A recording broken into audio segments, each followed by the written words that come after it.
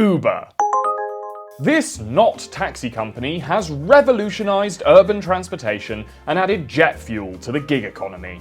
It has made the traditional taxi cab look like a donkey-pulled cart and made every American city look like a Toyota dealership. But the company's legacy is stained worse than one of their back seats after surge pricing in Soho. Drop you guys back off. I'm not Oh taking my you guys. god, we're chilling. No, I'm not taking you guys. It systematically crushes its competition, ignores national laws, and treats its own employees, independent contractors, like trash. It is Uber versus the world.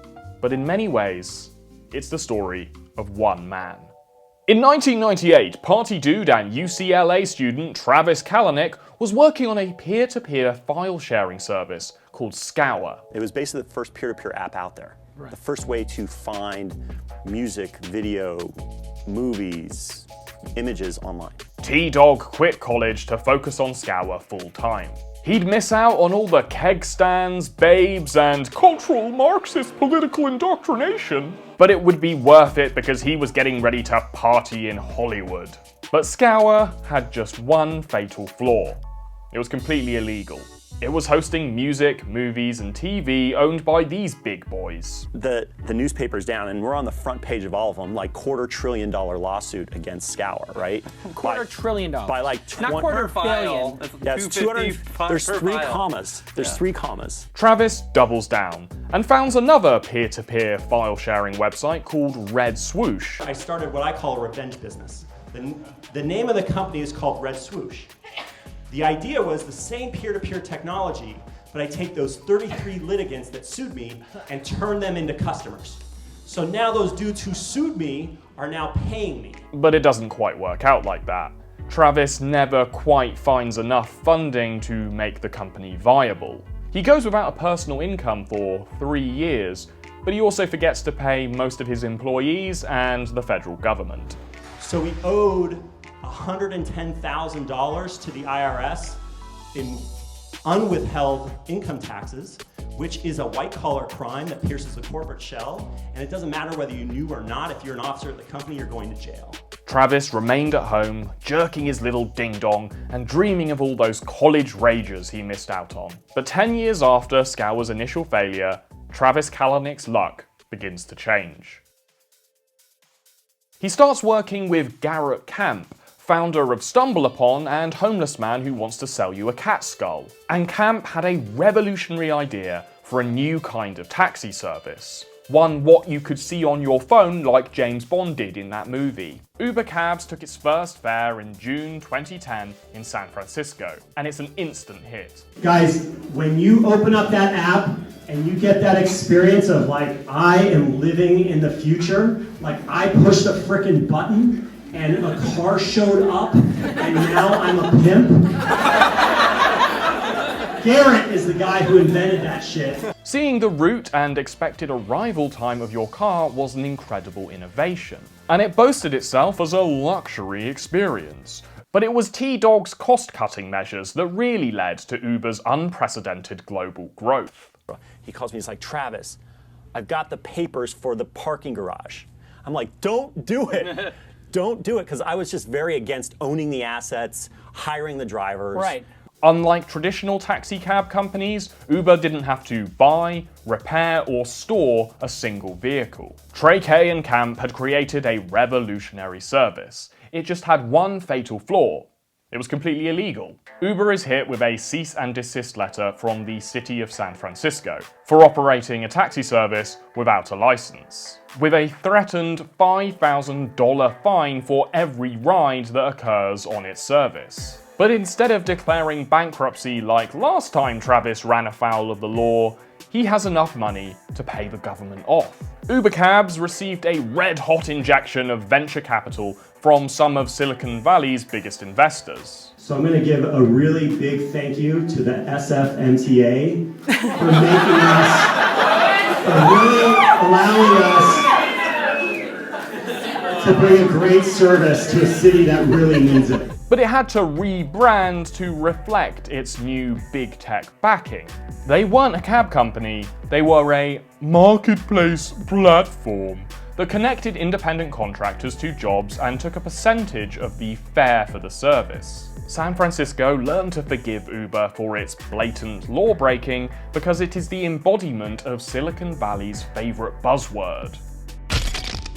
Allowed to incubate in San Francisco's sweaty tenderloin for a little longer, Uber soon spreads across the United States. We're growing a lot. We're in San Francisco now. You should expect 10, 15, 20 cities in the next 2-3 years. By the end of 2011, Uber's in Paris. And by 2012, Travis is having the Uber logo shaved into this guy's head. What's up? I lost a bet to Travis, the founder of Uber. Okay, so we're finishing, you started that on stage, a Uber logo on your head. It took him 10 years, but T-Dog is finally on top. I think we have actually our top drivers here. Woo! Highest rated means when you get in the car, they tell you a joke. Or they just shut the fuck up. Like whatever it is. You know, I like to just kid around with Steve every once in a while, but he's got 5 kids at home. And I like to think that Uber's, part of making sure that that those guys are taken care of, and that Steve doesn't have any time with them because he's always on Uber. While Travis is kind of joking here, he's not wrong. For an Uber driver to make something that resembles a living, they are going to have to work some unreasonable and unsociable hours. According to a recent survey by UC Santa Cruz, 71% of Uber workers asked work 30 hours a week, and more than half work over 40. Uber drivers have to maintain their own cars, pay for gas, and pay for insurance, both for their vehicles and for their squishy, fragile bodies. And if they can't work for whatever reason, tough shit. They're not employees, so no employment rights. Uber really doesn't want you to think of their drivers as their employees. So it's telling that their YouTube output is mostly devoted to showing you all the things their drivers do besides driving. This is the commercial that Uber has paid the most to push into people's face, portraying one of their not employees who's only driving Uber so he can make enough money to do something that isn't driving for Uber. They want you to believe that driving for Uber is a stopgap, a way of making a little extra cash on your commute. If it's something you do in your spare time or just temporarily, then Uber isn't your boss and therefore doesn't owe you anything. And it's not like anyone can really make a living driving Uber, right? There are dozens of posts online and academic studies that show how little the average Uber driver makes, once the cost of owning and maintaining their own vehicle are factored in. But you will also hear of Uber speedrunners who have turned the app into their own version of cash cab. How? Well, it's all about surge pricing. Surge pricing isn't just a way for Uber to fleece its drunk customers after midnight. It's also key to its internal economy and make sure an Uber is always close by. All you see is the jacked up price, but drivers see this: a city littered with red boxes that represent high traffic areas and more profitable fares. Think sporting events, nightclubs, anywhere where a lot of people are doing a lot of drinking. This both satisfies customer demand and turns the app into a game. The guys who are making the most as Uber drivers are speed-running cities, finding the places that are likely to surge and then planning an efficient route between them.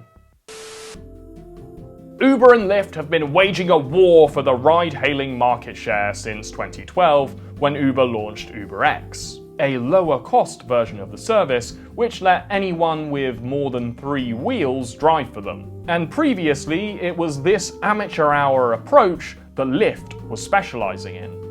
Lyft is the idea that people can be brought together through transportation. Lyft are the good guys, you see. They're just trying to save the planet, man. It just happens that the best way to do that is by creating a high-revenue, not taxi company that also doesn't consider its drivers employees. but you know, in like a cool, eco-friendly way. Uber parking up on Lyft's front lawn led to a brief Twitter skirmish between Travis and Lyft founder John Zimmer, both accusing the other of being a total copycat. "You copied my company!" "Nuh-uh, you did!" But Travis's attack on Lyft went far beyond some social media meat measuring. He ordered his loyal Uber foot soldiers to conduct a prank war with Lyft. They created hundreds of Lyft accounts and overloaded their system with callouts that they would then cancel before the driver arrived, frustrating Lyft drivers and slowing the service down for genuine customers. Then there was something called Operation Hell, where Uber insiders used software to literally track Lyft drivers and lure them away from the company. But Uber and Lyft would set aside their differences to fight a common enemy.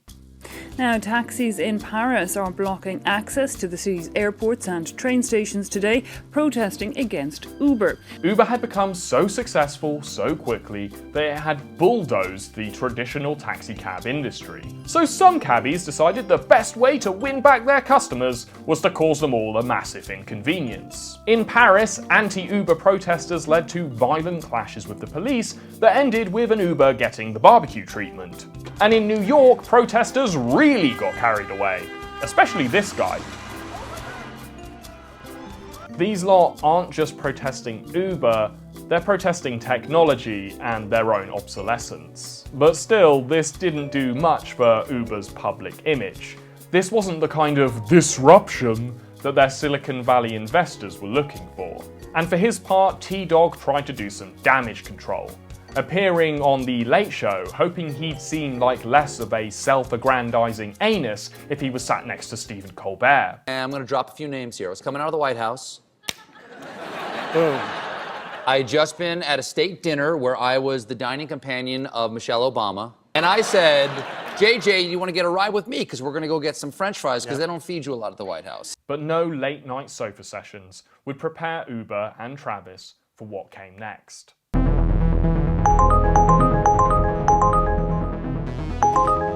In January 2017, the hashtag #DeleteUber began trending on Twitter hard. This was all in response to Uber having turned off surge pricing at JFK Airport while other taxi services were striking against the government's Muslim ban. Hundreds of thousands of their active users deleted the app in a matter of days. After this, the floodgates were open and Uber was caught in a storm of controversies. There was a security breach that exposed the user data of 57 million customers and drivers, something that Uber had been covering up for nearly 2 years. There was also a high-profile lawsuit from Waymo, citing intellectual property theft of their self-driving / pedestrian squishing technology. Then, just 1 month after Delete Uber was crashing into the company's bottom line, it resurfaced. An ex-Uber employee named Susan Fowler wrote a blog exposing the company's lax attitude when it came to reports of sexual harassment in the workplace. But that complaint paled in comparison to the deluge of sexual harassment claims that followed Fowler's letter. With all this pressure, T-Dog was ready to burst, and unfortunately, he did it all over the back seat of one of his cars. There it is. So we can just pull off the side right here. Right here? Yeah. All right, perfect. Thank you. Thank you. You have a good one. Thank you. But you're raising the standards and you're dropping the prices. We're not dropping the price on black. But in general, the whole price. Yeah, we have to. We have competitors. You keep changing. Hold on a every second. day. What have I changed about black? Huh? What You have I changed changed? the whole business. What? You dropped the prices. On black? Yes, you did. Bullshit. We started with $20. Bullshit. We started with $20. You know what? How much is the mile now? $2.75? You know what? What? Some people don't like to take responsibility for I their take own shit. responsibility. They blame everything But in why their you life on sending an somebody email else. for town card? Good luck. Good luck to you too, but I know you don't gonna go far.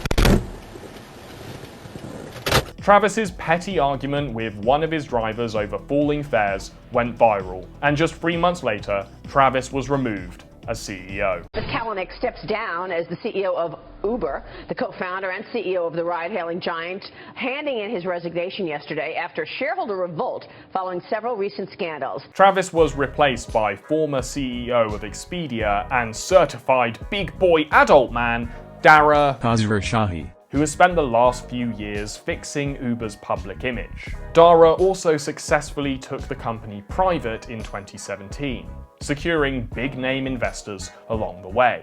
But this has revealed Uber's greatest enemy of all, one that actually threatens to bury the company for good. As a business, Uber isn't actually profitable, and it never has been. In the second quarter of 2019, Uber reported a $5.2 billion net loss, and followed that up with a slightly healthier hemorrhage of $1.2 billion in its third quarter. And this was before COVID-19 came along and coughed directly into the mouth of Uber's business model. Uber has been able to keep some money rolling in, thanks to diversifying with things like Uber Freight and Uber Eats. Unlike Lyft, which is bleeding money harder than a haemophiliac caught in a Coinstar. Uber still has plenty of funding, but it is burning through that cash fast. And some experts say it has about 15 quarters to find a way to be in some way profitable. Profitable or not, when Uber arrived, it brought with it the future of urban transportation. Whether Uber will live long enough to see it come to fruition is another story altogether. Hello! Thanks for watching. I hope you enjoyed it. The next video is going to be all about Quibi. If you haven't heard of Quibi, that's not too surprising. If you have heard of Quibi and you know a little bit about it, let me know in the comments what you think I should focus on and maybe what I should watch. Alright, bye bye!